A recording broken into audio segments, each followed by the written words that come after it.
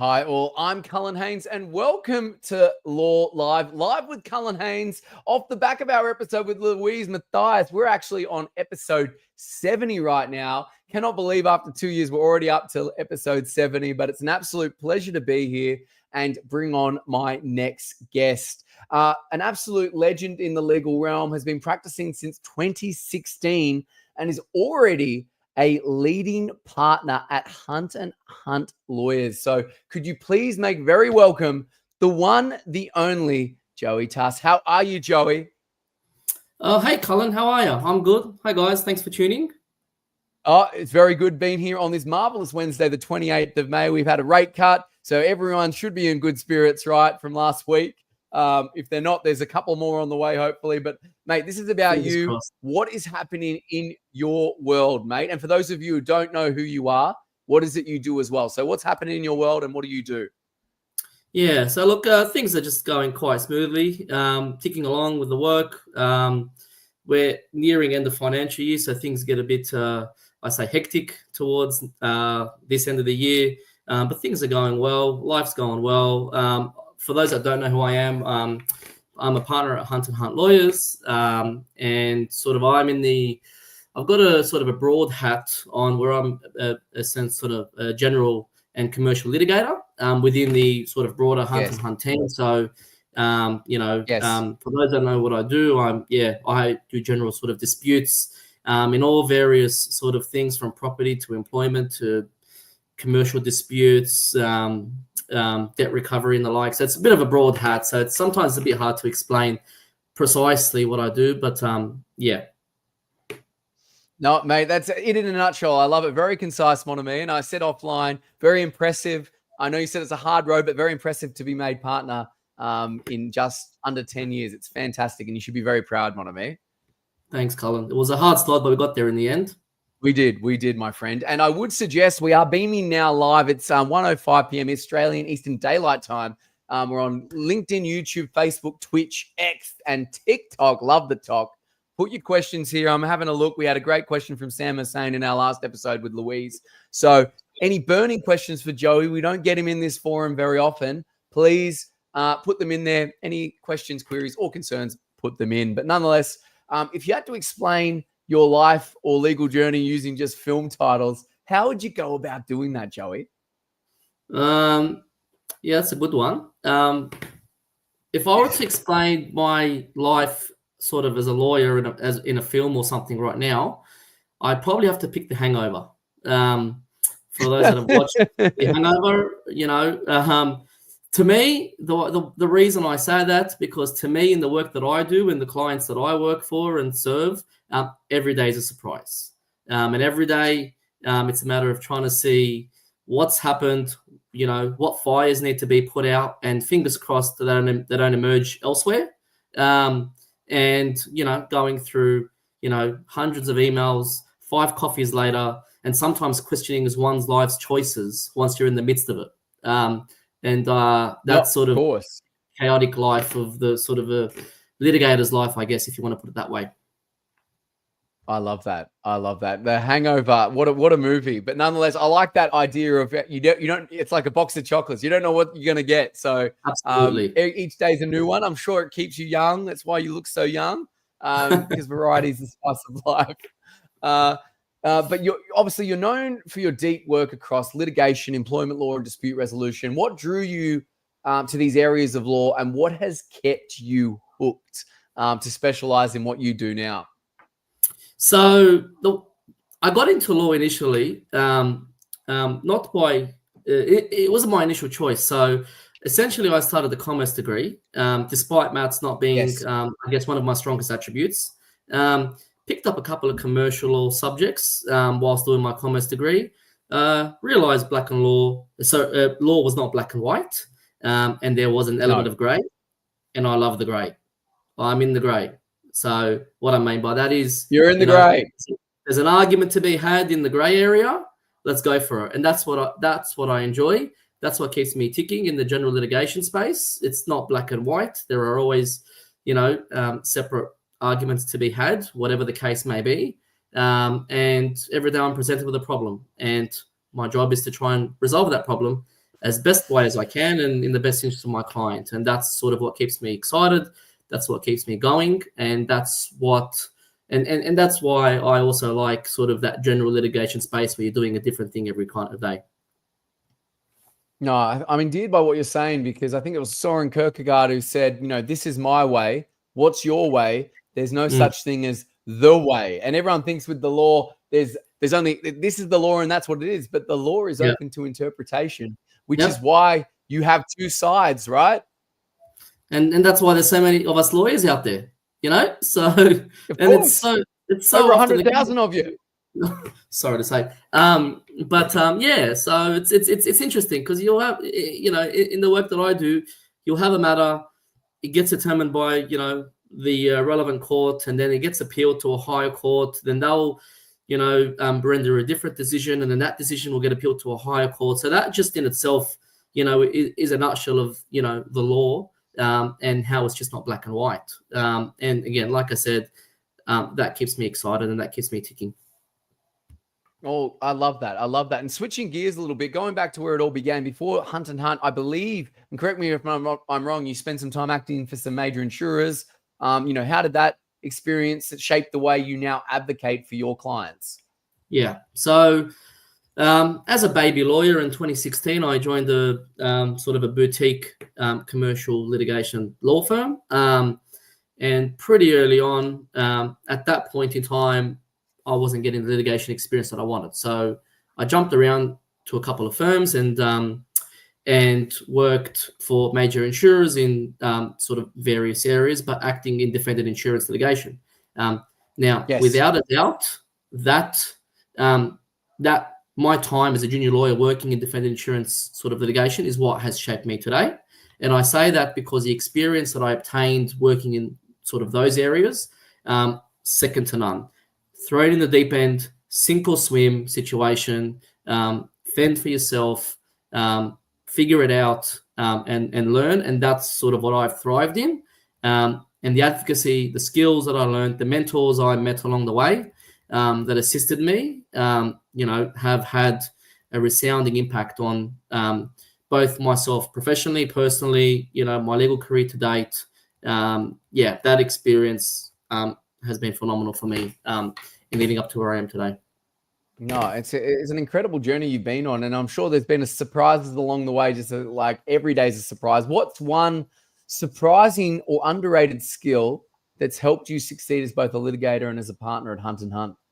To me, it's being resourceful and curious. So what I mean by that is a very underrated skill is not being afraid to ask why or ask for help and leaning on others when you need it.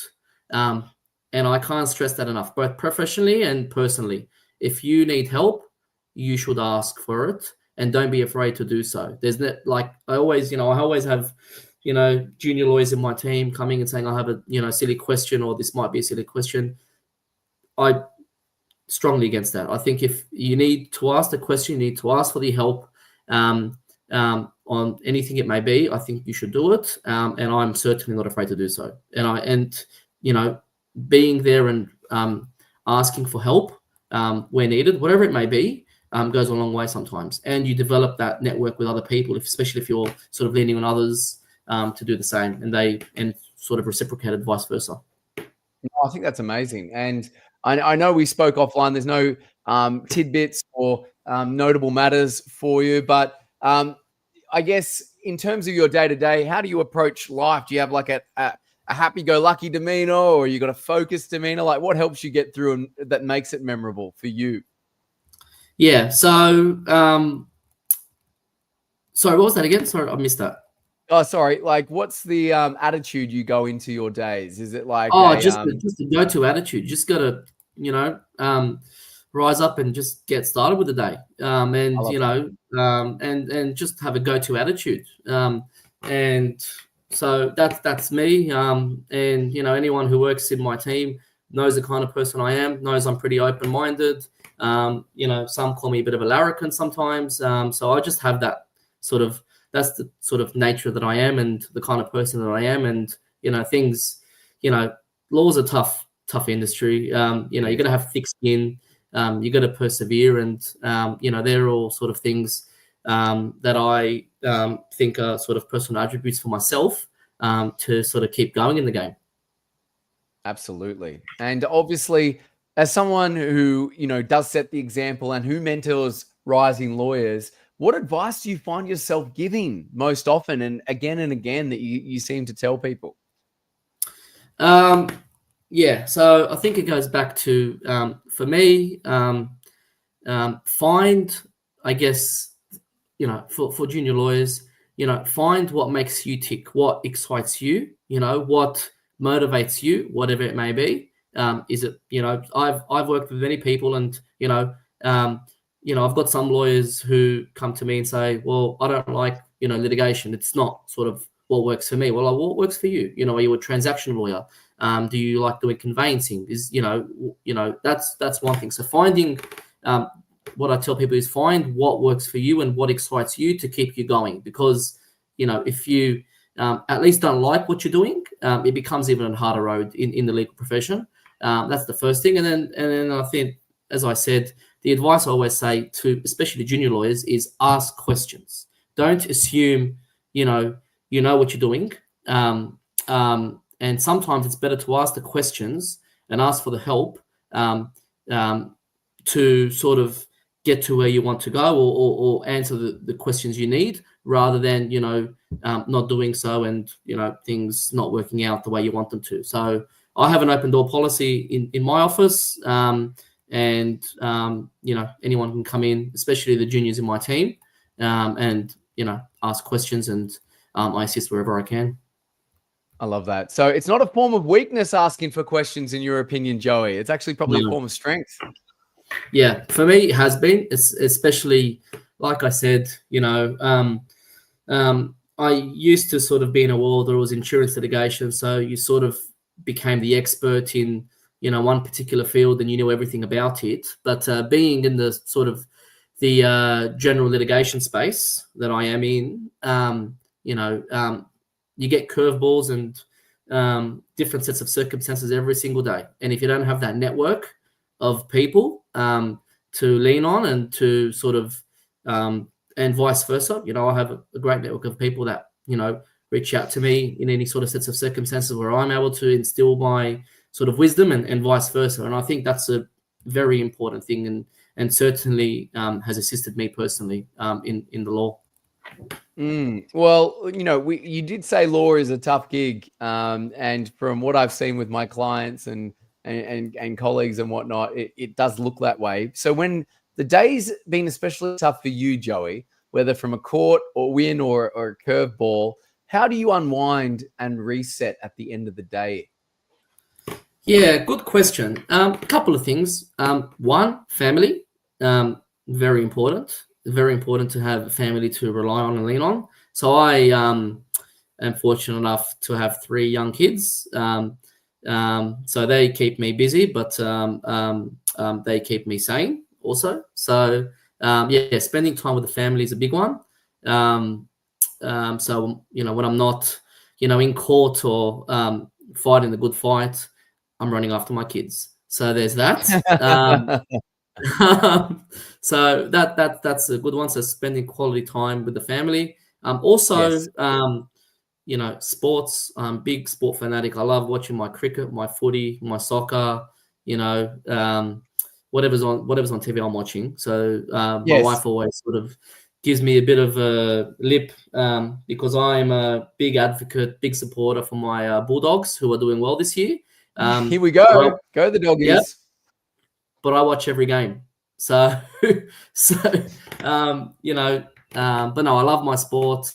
I play soccer, which is good. I must rephrase. I play soccer as much as my body allows me to do so. So each year it's getting a bit tougher. But we still kick on. And this year I've started coaching. So I coach my son's under 16. So he plays soccer. Oh, that must be good fun, right? That must be fun. Good. No, it's good. It's good and it's rewarding. So I started this year. So I coach a whole bunch of 6-year-olds trying to play soccer. We give it a good hot crack, and no, that's good. I enjoy it. Do you have many win one for the Kipper speeches that you give? Guys, it's not about winning. It's about giving your best. Like, what's your go-to phrase before you get on when they get on the field? No I in team, which But there's backfired an on M and me. an E. Yeah, I love that. There's a But it me, though. backfired on me because we have one superstar player in our team, and he's the difference whether we score 10 goals or concede 10 goals. Anyway, but it's a under sixes. You got to share it around. 4 players on the field, so you got to have some subs here and there. Anyway, this superstar, we were winning. I don't know what we're winning by, but I put him on the bench and said, have a breather, someone else needs to have a play. And then we end up losing the game. So then I was doing a debrief and I said to the team, so what did we learn today? In my mind, thinking, we're going to say we're a team, to which he responds and he says, well, coach, I'm the best player. You put me on the bench and we lost.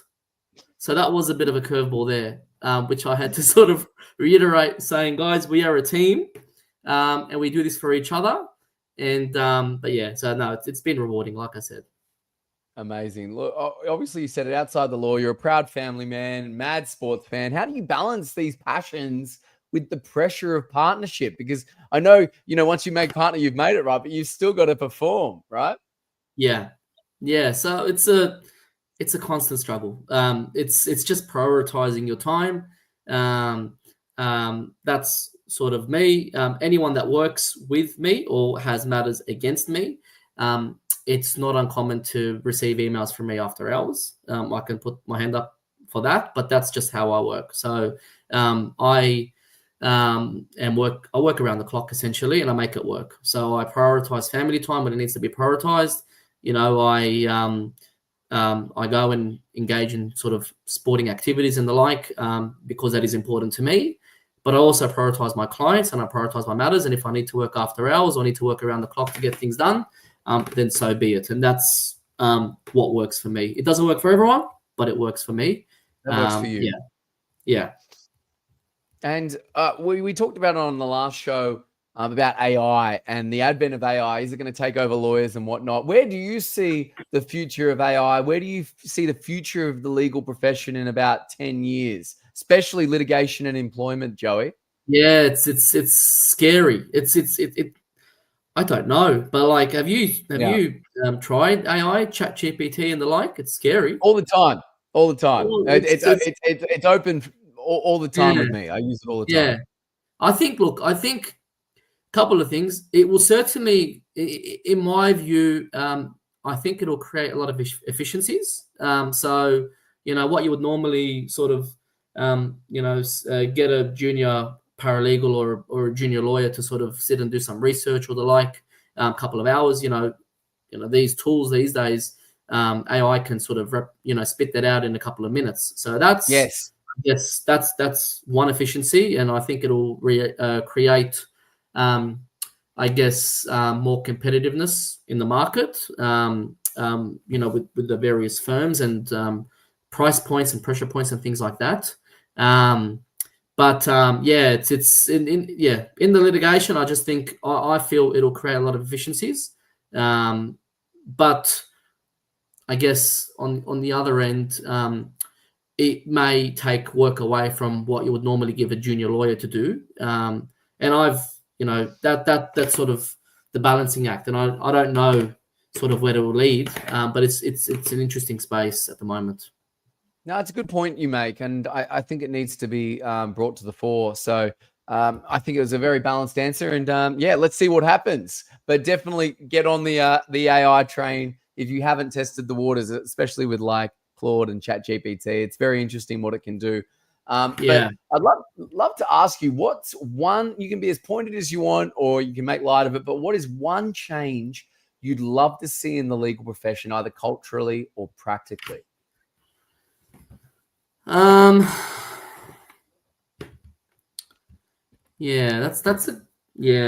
a good question. I think, it's happening culturally, I feel, and to me, it's just from my personal experience, seeing sort of more people of culture, I think progressing and growing up in the ranks. That's Yes. my view. So, you know, and I've had sort of experiences with older sort of colleagues of mine who are, you know, either, you know, Arab descent or whatever it may be, who sort of saying their experiences when they were, you know, a profession when they were, you know, working at sort of your top tiers or whatnot. You know, there was no one sort of from their background that were partners or that were sort of senior personnel within those organizations. And I feel like at the moment, that is changing. Simply, you know, in this day and age, everyone's more access to education, and the migrants that are coming through, you know, I'm the first in my family, for example. I'm the first in my family that went to uni, got a uni degree, and, you know, is educated. So I feel like that is a shift that is happening at the moment, and I think it'll only get better. No, I love that. And obviously we stand on the shoulders of giants. Has there been a standout mentor in your life, legal or otherwise? And what's the biggest lesson they left you with, Joey? Yeah, so I've had a couple. I'm not going to say who they are in case they're listening, or it comes back to them. I dare say they're watching, though. I know they're watching. Yeah. I've had a couple, and you know, confidence. The biggest lesson they've given me is confidence. Be confident in what you do, and I think that's an important trait in law. I think confidence goes a long way. And you know, they've been a standout because you know, especially when I was a junior lawyer, you know, big world out there, and you know, you don't know what's going on. You know, you do a law degree, they say this is the law, right? That's all they say. Then you get into practice, and you're gonna need to apply it. And what you learn and what you apply, two very different things sometimes. And the practicality in managing client expectations and things like that. So for me, it was, you know, being a junior lawyer, and the mentor that I had taught me the ropes, the confidence to do what I need to do, and the tools in which I would get there. Yeah, they know who they are, but they've taught me a lot, and I'm the person I am today because of that. Very good. Well, I'm sure that, as I said, I'm sure they're watching. A very nice sentiment indeed. Getting to the close of the stream. If there's any last minute questions, be sure to put it in, because we'll be finishing very shortly, everyone. But, you know, this one might be a bit morbid and whatnot, but I actually find it quite an endearing question. So I'd love to ask you, Joey, what do you hope your, I guess, clients, colleagues, and family members remember you for? I would like to be remembered as the kind of person who won't go down without a fight, right? And sort of, you know, you're backed in a corner, you need someone there for you. You need someone there to, you know, put in the good fight. I would like to be remembered for that. So someone is just not going to give up for you. And that's sort of the trait that I try to sort of live by. Fantastic. And yeah, it's a quality that shines through, and you'd be a good person to have either on coaching the team or obviously leading the law practice, which is what you're doing, which is amazing. But where can people find you? Where are you hanging out the most, Joey? Well, at the moment, at the Bulldogs games, that's for sure. Go the Bulldogs. Yeah. So people. Sorry. Can you say that again? Sorry, I've missed the second part. Like, is it LinkedIn, or where can they reach out to you, Joey? Oh, absolutely. So Hunt and Hunt Lawyers, you can reach out to me there. I have a LinkedIn page. You can reach out to me there. You know, I'm happy to pop my email and my work number. Absolutely. If you have any issues or questions, then no problem. Happy to reach out, happy to discuss. Coffee dates for the time. We've had a couple myself. So if anyone wants to catch up with me over a coffee, absolutely. Let's go for it. Let's go. Come on. Well, I'll put those details in the show notes so people can get in touch. LinkedIn is your home, and at the Doggies games as well. So be sure. At the Doggies games, you'll see me there. Although don't ask me any legal questions there, because maybe I'll be a few drinks, you know. But no, it's good. Well, thank you so much for being part of this Law Live episode 70, Joey. It's been fantastic. We'll bring you on for some bonus questions, my friend. Thanks. Legend. If you're a legend of law or know someone who is and you'd like to be on the show, we're opening spots up for 2026. Be sure to get your face in front of our 25,000 strong network on LinkedIn. And obviously, we're broadcasting on all the other channels as well. Thank you to Legal Home Loans for bringing this to you. Australia's #1 loan company for lawyers. Been in business the last 8 years, founded May the 4th, 2018. That's Star Wars Day for all of those who don't know. And again, I love LinkedIn. I wrote a love letter to LinkedIn through my book, The Laws of LinkedIn. So if you want to know how to grow a business or practice using the free network of LinkedIn and you don't want to have to bang your head against the wall, why aren't you getting traction? I've done all that in these 23 laws for you. So feel free to get it on Amazon, Audible, or any good booksellers. But nonetheless, thank you so much for joining today. It's been an absolute pleasure. We'll give you that time back in your diary, but we'll bring Joey back for some bonus questions in just a moment. Thank you so much, everyone. Bye for now. Joey, bringing you back, mate. We've got a couple of questions for you. How would you explain your role to your children? How do you go about doing that? Yeah, that's an interesting one. Yeah. I send a lot of emails and I make a lot of calls, and that's how I would explain it. That is on the emails, that is calling people, that is talking to people, and that is emailing people. That's it. That's simple. I can get that. Come on. Yeah. Love that. Yeah. So it's funny because they say to, my wife and my kids will say, "What did you do today?" I'm like, "Oh, yeah. Spoke to a lot of people and sent a lot of emails." Oh, that's exciting. Yeah. So of course it is. You'll learn one day. It will be just as exciting for you as it was for me, which is awesome. The other question I got for you is, how would your pet or your children describe you in a few words? What would they say, Joey? How would they describe you? Oh, they'd say I'm the type of guy that doesn't take anything too seriously. That's what they'd say. Very good. So if anyone knows me and anyone knows the work that I do, I can be a bit of a larrikin sometimes. And it's that sort of lessons that I'm learning, because obviously I was, as a employee, legal practitioner working in a law firm, and now I'm one of the leaders, as a partner. So it's that fine line of that I'm still sort of learning in relation to reading the room and being the life of the party, or a bit of a larrikin in that dissection between being an employer and now an employee and now an employer.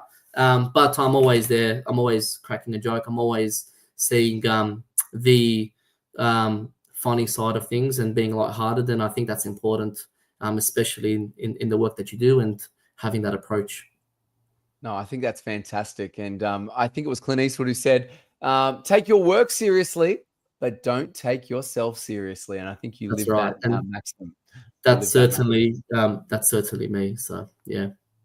Very good. And last one for the whole day, my friend. This is a good back to the future type question. If you could give yourself one piece of advice at any age, what would the advice be? And what age would you be when you went back in time to talk to your younger self? I would tell myself, honestly, one piece of advice I'd say to myself is don't take life too seriously, because in the past, my view is I dwelled on things too much. I took, we're all in school. I took it very seriously, which is important, but I feel like I would say to myself, you'll get there, right? Don't think, this is the be all and end all, whatever it may be that you want to achieve in life.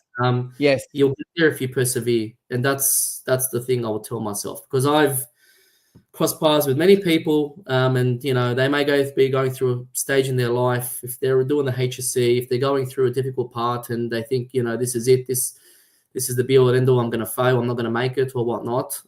My view is you'll get there if you want to get there. Absolutely. I think that's amazing. Would that be at the start of uni for you, end of high school? When would you give that advice to yourself? I'd give that advice to myself in high school.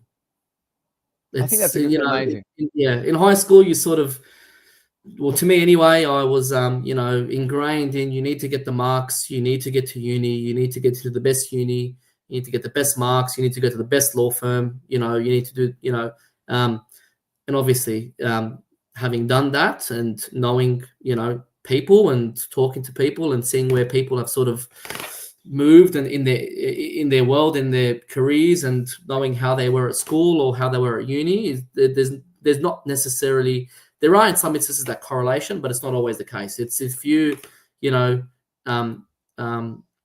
try hard, if you put in the effort, you'll get there if you want to get there.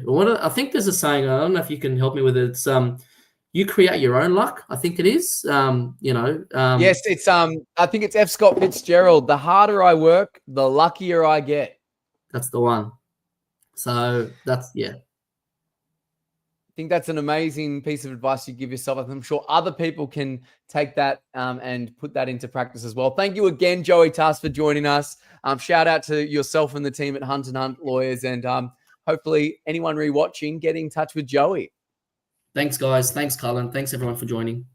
Pleasure. Happy Wednesday, everyone. Take care.